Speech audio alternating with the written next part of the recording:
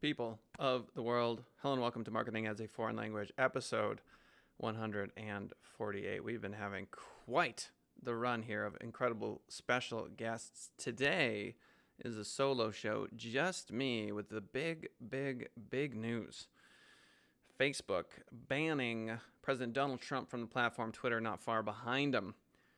So this is a big deal. He also acknowledged defeat. And so we are going to cover that in depth and see if we can make peace with everything that is going on in the United States. Twitter banning him as well. Tweet from Donald Trump there on the screen if you're joining us on Spotify or iTunes. We're going to be letting you know what we're seeing here. YouTube, keyword research tips for my entrepreneurs, because you know you want to make some money. Google unions, that's a big deal as well. A lot of impressive news going on right now. And last but not least, we're going to take a look at where tech workers are moving. I'll give you a hint. It has something to do with the Lone Star State.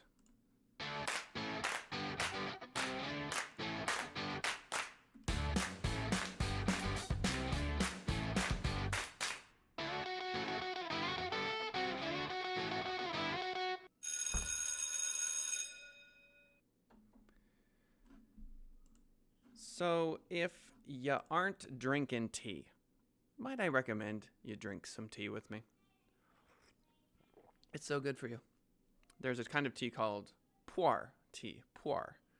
You can remember the R because in Mandarin your ear is an R. So pu'er tea. President Donald Trump. All right, let's go all the way back. So he gets a leg up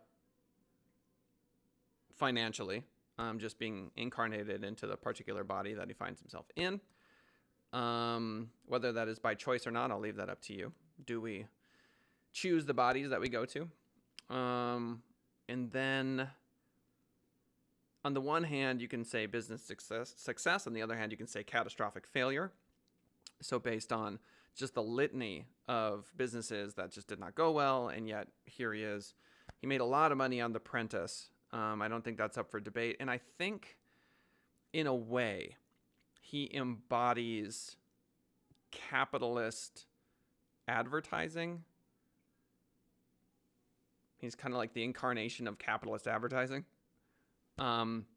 Because what I think Donald Trump understands, and one of the lessons that we can learn from witnessing his experience on the planet, is that if I can get you to talk about me, that's free advertising. Let that sink in. The willingness of an individual to be hyperbolic, to be dramatic, to be different than the other members of the community creates free PR. And the question then becomes, to what extent, to what degree are you willing to go down that path? He obviously, I would say, won the election. Obviously didn't win the popular vote, but he won the election because folks on the left could not stop talking about him. In Chinese culture, there's something referred to as wu wei, which is translated as no doing. Don't do anything. Okay? And if you are a Democrat, if you find yourself on the left, I think that's the big takeaway from this last election cycle, is from the media's perspective. If you actually believe that folks like Trump represent an existential threat to a democracy, then Wu Wei is definitely the path. There's just no way around it. But what's hard is because he is a capitalist advertising incarnation, the money follows him around. If you write about him, you get more clicks. I've seen this on my show. So I'll do, some Donald Trump related piece of content and it gets 3 to 4 times as many views. And so I have an incentive to continue to cover this guy. And here I am today talking about him, right? So Wu Wei is, imagine this. Imagine you're a Chinese emperor or empress, and someone comes into, your throne room and has this very complicated and difficult question for you to decide. And instead of deciding, you say, okay, I've received that information, and do nothing, which sometimes is absolutely the most difficult thing to do, to get the information and to simply go, okay, I've received that information. In chess, most people are afraid of retreating moves. It tends to be more of a novice perspective to always feel like you have to advance. But when you advance your pawns in chess, what ends up happening is you create weaknesses behind you. The knight can now get to a certain square and dominates the center. It makes it much harder for you down the line. What appeared to be a very aggressive and smart, assertive promotion to a queen idea just completely weakens your structure and you are in trouble.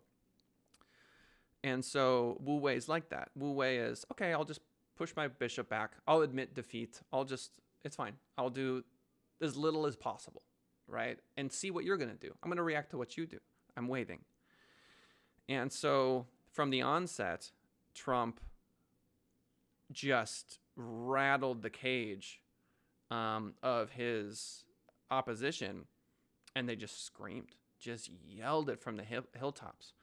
And that, of course, that trolling, you could call it trolling, it just works. It's just smart advertising. Now, how you feel about the soul of the matter is over here. I want you to put the politics over here, and I want you to simply look at this as an advertising campaign, and a very successful one at that. So he does that. So meditating on your willingness to do something like that, you kind of have to play this ethical game. What am I willing to say and what am I willing to do in order to have other people talk about me? There was a gentleman on YouTube not too long ago, Big Boy is his name, who went to Tony Hawk's private skate area. Also, cheers if you're sipping tea with me. I highly recommend drinking tea along with the show if you can. Tea has a number of compounds that relax you but also keep you awake, because the caffeine obviously is very good for you. We covered this in the last episode. So anyway, drink tea with me. I'm just looking for comments here. Sorry, one second. Here we go. Esther writes, it also begs the question, is there bad PR? Or just spell my name correctly, she writes. That's pretty funny. Co-host Esther Sass, coming in hot. Is there bad PR? Yes. There is PR that destroys your business. That, if a ton of people protest, you can lose your business on bad PR. There is such a thing as bad advertising, I would argue. There are a number of things that are just bad. Like if there's some sort of structural issue with your company and it becomes known and all your clients leave you, it's bad PR. Even though you're a well-known entity, that's a good example. So, President Trump. A lot of folks said he would never admit defeat. He would never acknowledge defeats. He did in a somewhat surprising move. And then obviously what happened at the Capitol building, I think sedition is the word. I'm not even sure. Treason? Who knows? And then, of course, the legal battles that are going to follow the second he is no longer in office. To be fair, if he survives all that, he will have pulled off one of the biggest advertising coups in the history of advertised. Crazy. If you see him as a businessman who's just, because he kept a lot of his business interests alive, which I think is against, I forget what the law is in particular of divesting, and that's an argument I'm sure people on both sides would have in regards to whatever. But according to what I read, he just didn't divest of a lot of things. And so from a purely capitalistic perspective, he is like this. Yeah, he's just this incarnation of just capitalism. And its voice, which of course is advertising. So for some folks, especially folks on the left, they go, advertising's terrible then. And folks on the right, they just go, well, this is the nature of reality and you have to. emoluments clause. Thank you, Esther. The emoluments clause. That is exactly what I was trying to remember. Okay, so as you can tell, what I'm attempting to do is have folks on the right and the left just see this perspective and hopefully find common ground on witnessing, Donald Trump's presidency. Okay, so it looks like he's out. What happened at the Capitol building, I do believe people died, which is, of course, a tragedy. And that probably will be the pinnacle of the resistance. And I mean, at least I'm guessing. That's a total guess. But back to the advertising. He leaves office, and if he doesn't get imprisoned, because there's going to be a ton of the entire legal community is going to, not the entire, that's not true. There are a number of lawyers that are going to be filing all kinds of lawsuits for many years. But if he survives all that, he will have pulled out this advertising coup. So let's talk about the ethics of advertising. There's kind of two ways that you can go about it. The first is you can have the cult of personality, which is obviously what he did. He embodied a certain sort of, I don't know if avatar is the right word to describe it, but a stereotype isn't either. I'm thinking of the work of Carl Jung, like an archetype. That's the word I'm looking for. He embodied an archetype that I think people are oftentimes jealous of, or they have strong feelings about. They might be envious, but they might also just say, no, that's a terrible way to live, and not be envious at all, but it elicits strong feelings. So there's advertising that elicits strong feelings, okay? And then, of course, is it fear? Is it love? What's the kind of marketing you want to do? For many years, I focused on cause marketing, which I thought would be huge. I thought people would be really excited and energetic about it. But many times small business owners have just no appetite for it because it's work. Because it's work. You actually got to do the nonprofit thing. You got to be on the board. You got to connect with that community. It's work. And then the rough edges of cause marketing is it can slip into, oh, I'm only doing this nonprofit thing because I want the benefit. And then, are you really doing it for the right reasons? And it becomes a tricky scenario. So anyway, Facebook bans Trump. Okay. So they make this move. And so for the Parler aficionados, the right wing, social media folks, this is such a boost for Parler. They're loving this. This is great advertising. They're going, look, Facebook is a leftist, communist, Marxist organization. I mean, they just get infinite juice. That's not true, not infinite, but they get a big boost from this. This is great advertising for Parler. I'm not sure Facebook cares at this point, but they might in the future. So to me, Facebook is this megalith that just is like, I mean, Zuckerberg doesn't need more money. That dude doesn't care. It's not about the money for him anymore. And I think he's so powerful and so strong that he just goes and looks at a Parler, which again is basically a right-wing social media competitor, and goes, he's just like, whatever. Could be wrong about that. It'd be interesting to get Mark Zuckerberg's take on Parler. That's something that if you have a link to, I'll watch it. So anyway, let's get into the article in a blog post Thursday. This is according to TheVerge.com. Facebook CEO Mark Zuckerberg announced that Facebook would ban President Donald Trump from its platform indefinitely following a pro-Trump attack on the U.S. Capitol this week. Yeah, so that straw that broke the camel's back. The ban will not be lifted before Inauguration Day, according to Zuckerberg. Quote, the shocking events of the last 24 hours clearly demonstrate that President Donald Trump intends to use his remaining time in office to undermine the peaceful and lawful transition of power to his elected successor, Joe Biden. So in the statement that I saw from Trump today, actually acknowledging a peaceful transfer of power, I don't know if it was shocking. I mean, in my heart, I had wanted to see that. I'd wanted that to manifest. Trump wants to win, obviously, for a number of reasons. Chief among them, I would argue, is maintaining his businesses. I think he has to be thinking about the legal ramifications the second he steps down. He pardoned a bunch of people. he's got a big fight coming. And so for him to, at the end of this long, drawn out battle, where for many folks it was very clear that he had lost, for him to say, you know what, I lost. I like that. Call me crazy.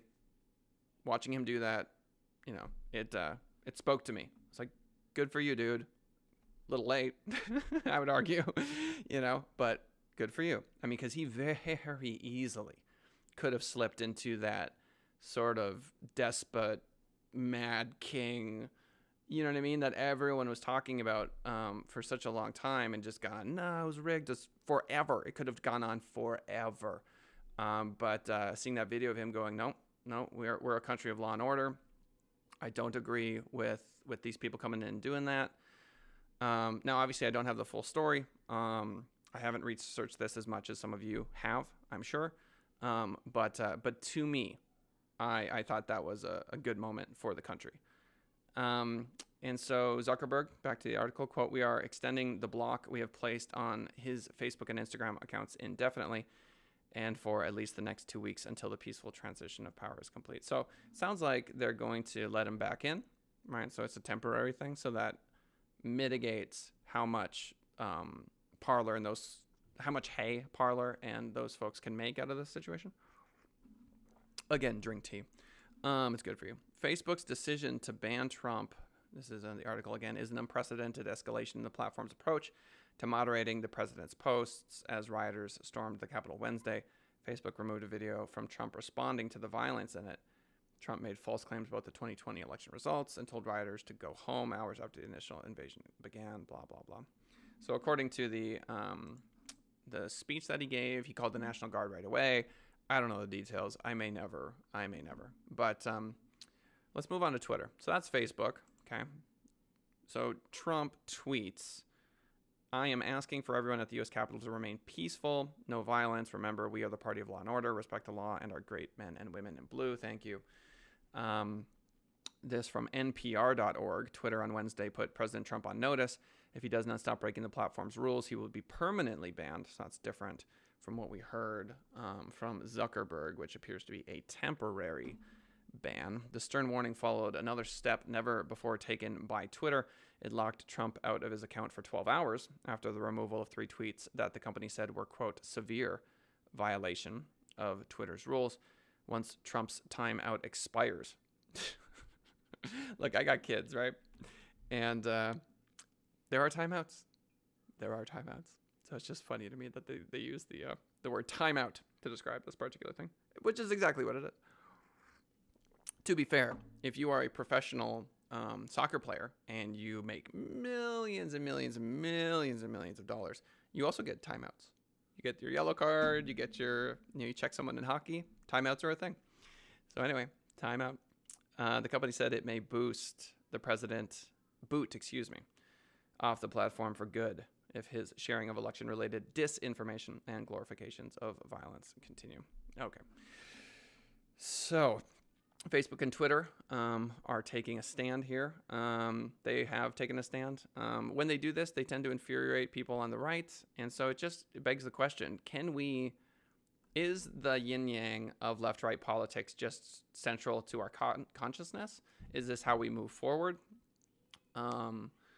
You can make the analogy that the human body, left foot, right foot, you pass the weight from your left foot and your right foot to move. So on the one hand, we could say, why can't we just get along? This makes no sense. But on the other hand, you can go, the universe has balance built into it. And so it's not surprising that you've got these 50-50 splits, 60-40, sometimes 70-30, but you tend to have this sort of naturally occurring phenomenon of left, right, left, right, left, right, left, right, conservative, liberal. And that moves the country forward. And from the perspective of the opposing party, it always seems like they should have the power. But if you think about it, you put the weight on your left foot, you continue to do that, your left foot's going to get weak. It needs the rest. It needs the other foot to take over. And so years and years and years of gong fu, of kung fu, which translates to just hard work, have taught me this. So instead of looking at the whole system as that's broken and it needs to be fixed, you may think of it as a necessary transition of weight. When the other leg rests, that's when it gains its strength. It needs to rest. It has to. It can't hold power forever. Esther Sass, interesting analogy. Thank you.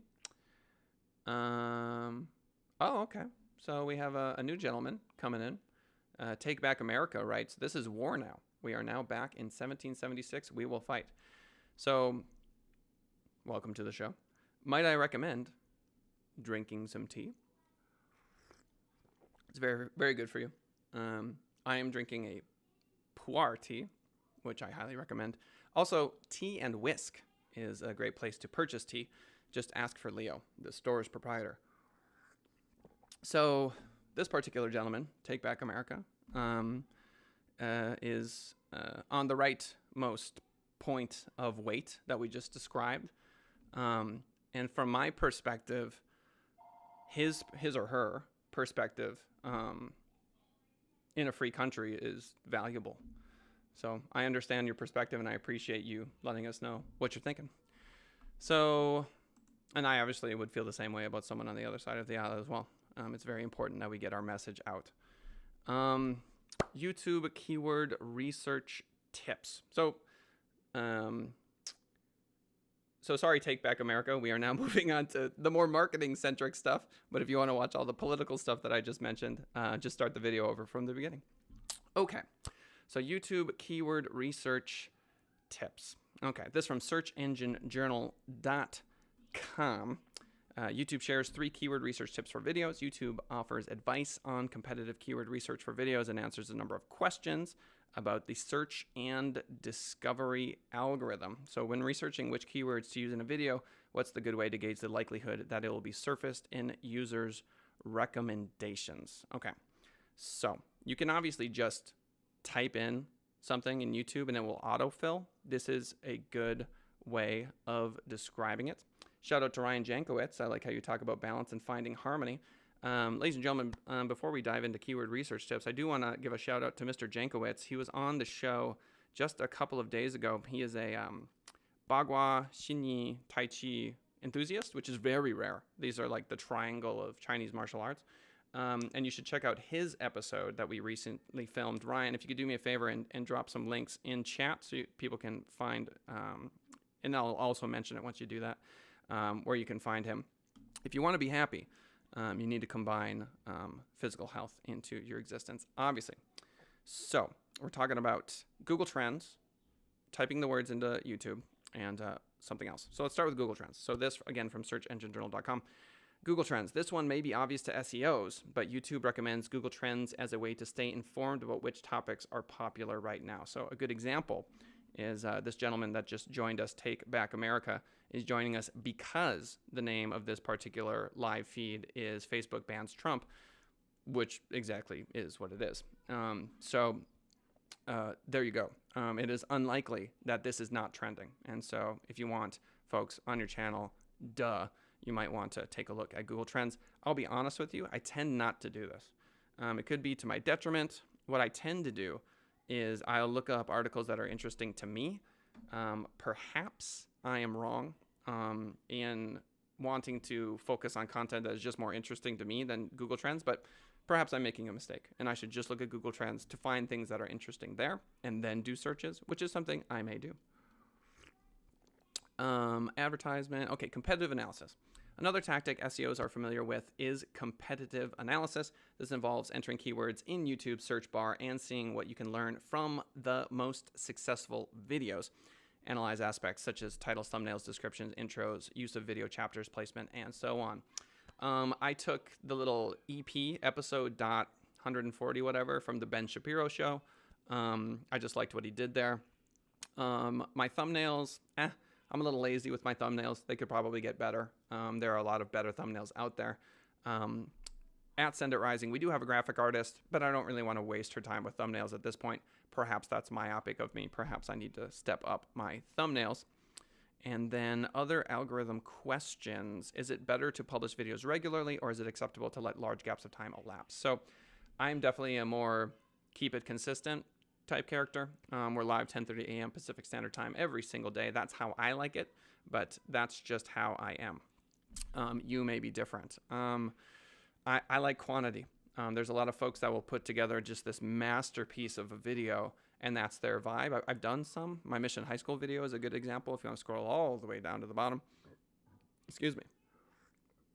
of the channel, you'll find some interviews I did at the only publicly funded drug addiction recovery high school in the United States, or at least I believe it was at the time.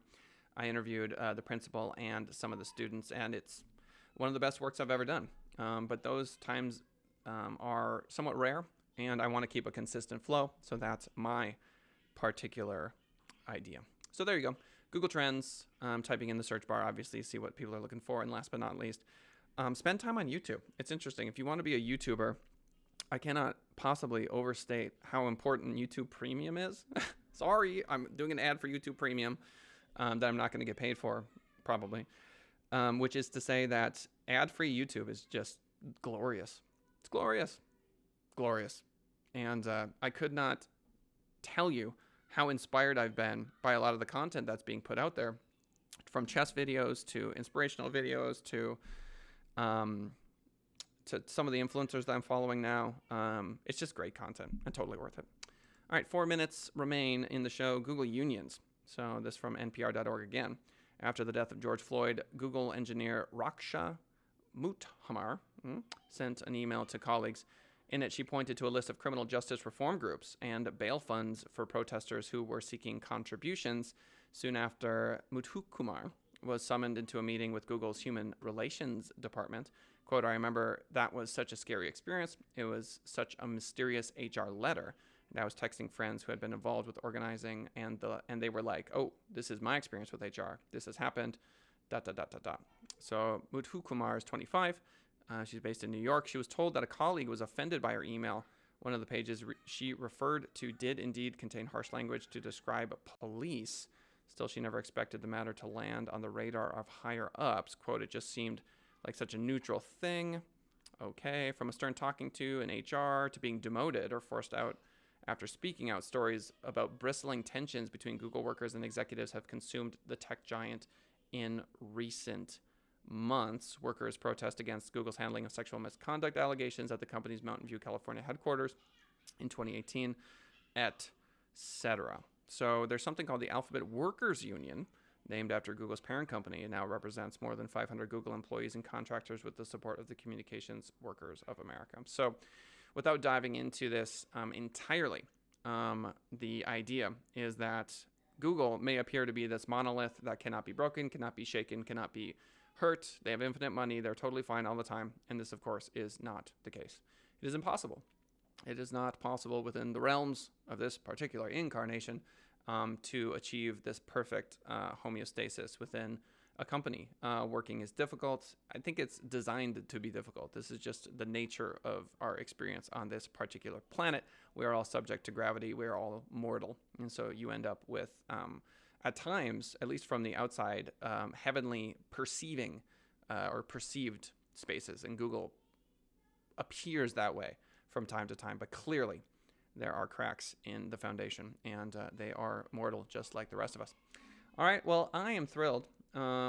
Big shout out to Goitu. I apologize for not seeing your first couple messages there.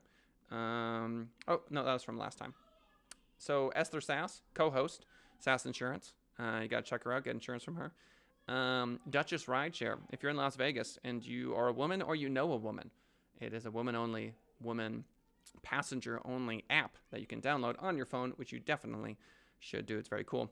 So shout out to Esther Sass and to Duchess Rideshare. Take Back America. Hey, I appreciate the comments. And Ryan Jankowitz, always a pleasure to see you. If you want to join us, 10:30 a.m. Pacific Standard Time, that's where we are every single Monday through Friday. You can email us questions, thoughts, comments, marketing stuff, social media stuff. If you want us to build you a website, we can do that.